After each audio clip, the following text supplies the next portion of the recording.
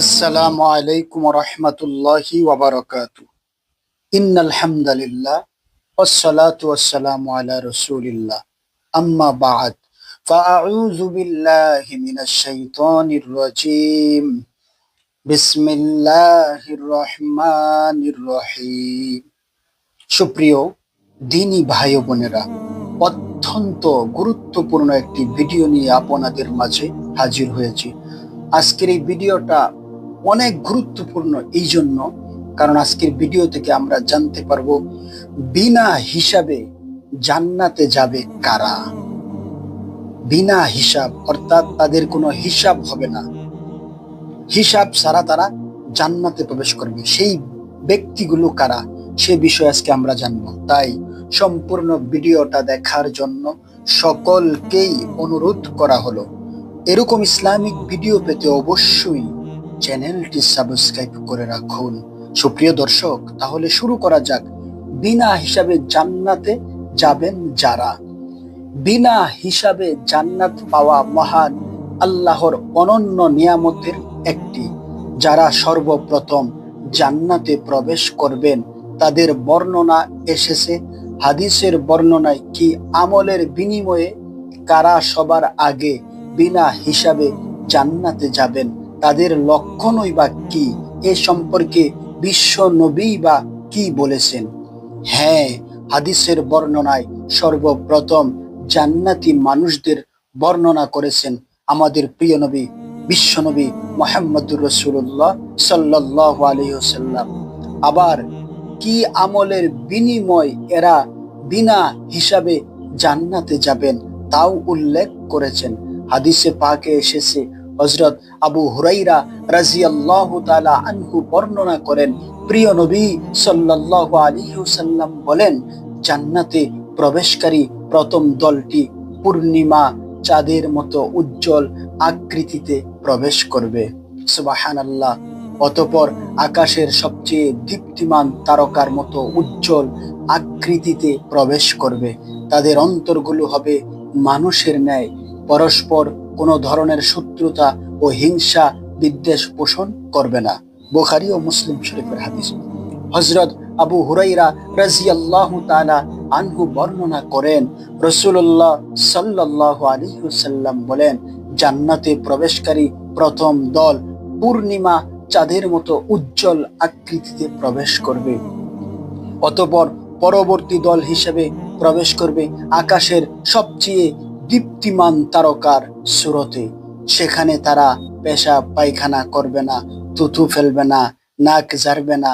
তাদের চিরুনিগুলো হবে স্বর্ণের, গাম হবে মিশক আম্বরের মতো সুগন্ধি, তাদের ধূপ হবে চন্দন কাঠের এবং স্ত্রীগণ হবে হরুলইন আয়াত লোচন চিরকুমারী হুরগণ। সবার আকৃতি হবে তাদের বাবা হযরত আদম আলাইহিস সালামের মতো। সুবহানাল্লাহ। 60 হাত লম্বা। বুখারী ও মুসলিম। অন্য বর্ণনায় এসেছে জান্নাতে তাদের পাত্র হবে স্বর্ণের, তাদের গায়ের ঘাম হবে কস্তুরীর ন্যায় সুগন্ধময়। তাদের প্রত্যেকের জন্য এমন দুজন স্ত্রী থাকবে যাদের সৌন্দর্যের দরুন মাংসভেদ করে পায়ের নলার হাড়ের মজ্জা দেখা যাবে। সুবহানাল্লাহ। তাদের মধ্যে কোনো মতভেদ থাকবে না, পারস্পরিক বিদ্বেষ থাকবে না। তাদের সবার অন্তর একটি অন্তরের মতো হবে। তারা সকাল সন্ধ্যায় তসবিহ পাঠে রত থাকবে। সুবহানাল্লাহ। বিনা হিসাবে জান্নাতে যাবেন যারা। যারা বিনা হিসাবে জান্নাতে যাবেন, হিসাবে জান্নাতে যাবে এবং তাদের আমল কি হবে এ সম্পর্কে রাসূলুল্লাহ সাল্লাল্লাহু আলাইহি ওয়াসাল্লাম দীর্ঘ এক হাদিস বর্ণনা করেন। তাতে উঠে এসেছে, রাসূলুল্লাহ সাল্লাল্লাহু আলাইহি ওয়াসাল্লাম সাহাবায়ে কেরামের সামনে বর্ণনা করেছিলেন, আমার কাছে সব নবীর উম্মত পেশ করা হলো। আমি দেখলাম কোন নবীর সঙ্গে কতিপয় 3 থেকে 7 জন অনুসারী রয়েছে, কোন নবীর সঙ্গে 1 অথবা 2 জন রয়েছে। আবার কোন নবীকে দেখলাম তার সঙ্গে কেউই নেই। এমন সময় অনেক বড় একটি জামাত আমার সামনে পেশ করা হলো। আমি মনে করলাম এটি আমার উম্মত, কিন্তু আমাকে বলা হলো যে এটি হলো হযরত মূসা আলাইহিস সালাম ও তার উম্মতের জামাত। কিন্তু আপনি অন্য দিগন্তের দিকে তাকান। অতঃপর আমি অন্য দিগন্তে তাকাতেই আরো বড় একটি জামাত দেখতে পেলাম। আমাকে বলা হলো যে এটি হলো আপনার উম্মত, আর তাদের সঙ্গে রয়েছে এমন ৭০,০০০ ব্যক্তি যারা বিনা হিসাব ও আযাব ভোগ বা সারাই জান্নাতে প্রবেশ করবে। সুবহানাল্লাহ। এই কথা বলেই প্রিয় নবী সাল্লাল্লাহু আলাইহি ওয়াসাল্লাম উঠে নিজ বাসায় প্রবেশ করলেন। আর এদিকে উপস্থিত সাহাবায়ে কেরাম ওই সব বিনা হিসাবে জান্নাতীদের ব্যাপারে বিভিন্ন আলোচনা শুরু করে দেয়। কেউ কেউ বলল সম্ভবত ওই সব লোকেরা হলো তারা যারা আল্লাহর রসুল সাল্লাল্লাহু আলাইহি ওয়াসাল্লামের সাহাবাগণ। কিছু লোক বলল বরং সম্ভবত ওরা হলো তারা যারা ইসলামের উপর জন্মগ্রহণ করেছে এবং আল্লাহর সঙ্গে কাউকে শরীক করেনি। এভাবে আরো অনেকে অনেক কিছু বলল। কিছুক্ষণ পর আল্লাহর রসুল সাল্লাল্লাহু আলাইহি ওয়াসাল্লাম তাদের কাছে বের হয়ে এসে জানতে চাইলেন, তোমরা কি ব্যাপারে আলোচনা করছো? সাহাবায়ে কেরাম জানালেন, বিনা হিসাবে জান্নাতে যাবেন তারা কারা?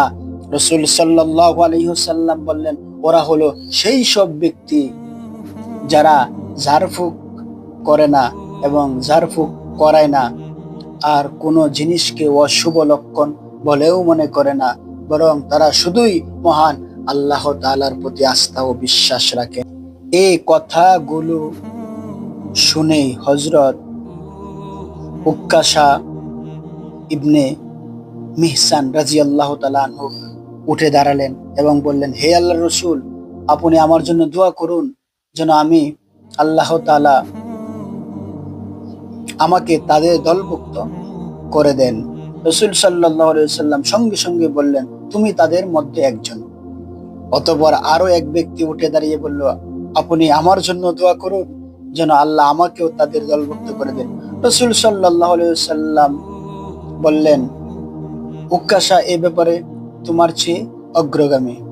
বিনা হিসাবে জান্নাতে যাওয়া ব্যক্তির সংখ্যা জান্নাতে যাওয়া ব্যক্তির সংখ্যা কত হবে এ সম্পর্কেও হাদিসের বিখ্যাত কিছু গ্রন্থে উঠে এসেছে কিছু সুস্পষ্ট বর্ণনা।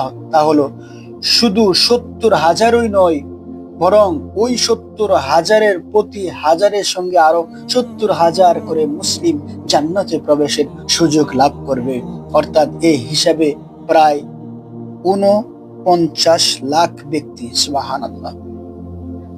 অন্য বর্ণনায় এসেছে ওই ৭০,০০০-এর প্রত্যেক ব্যক্তির সঙ্গে আরো ৭০,০০০ করে মুসলিম জান্নাতে প্রবেশ করবে। অর্থাৎ এই হিসাবে উম্মতে মুহাম্মাদীর ৪৯০ কোটি মানুষ বিনা হিসাব ও আযাবে জান্নাতে প্রবেশ করবে। সুবহানাল্লাহ। বিনা হিসাবে তারা জান্নাতে প্রবেশ করে যাবে।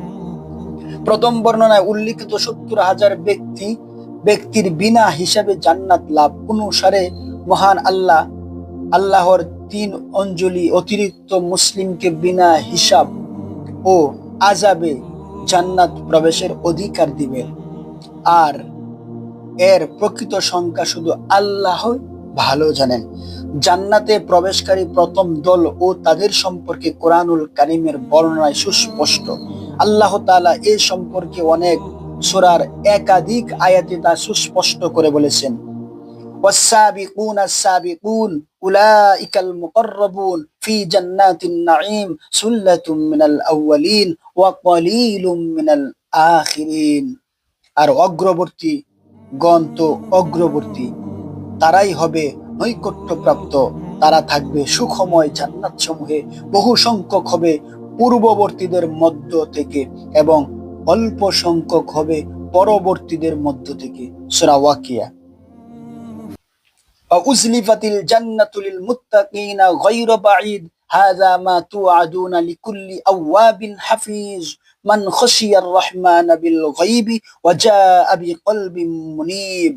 আর জান্নাতকে উপস্থিত করা হবে আল্লাহকে ভয়কারী বান্দার খুব কাছাকাছি।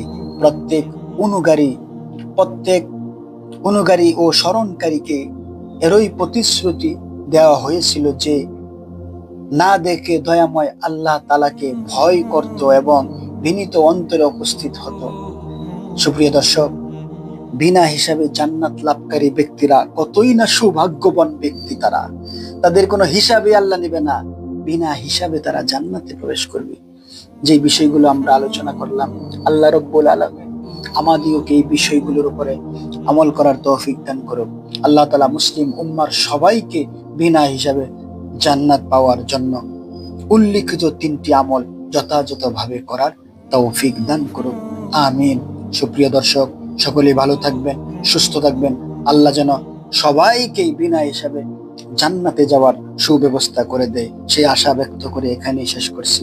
আল্লাহ হাফেজ। আসসালামু আলাইকুম ওয়া রাহমাতুল্লাহি ওয়া বারাকাতুহু।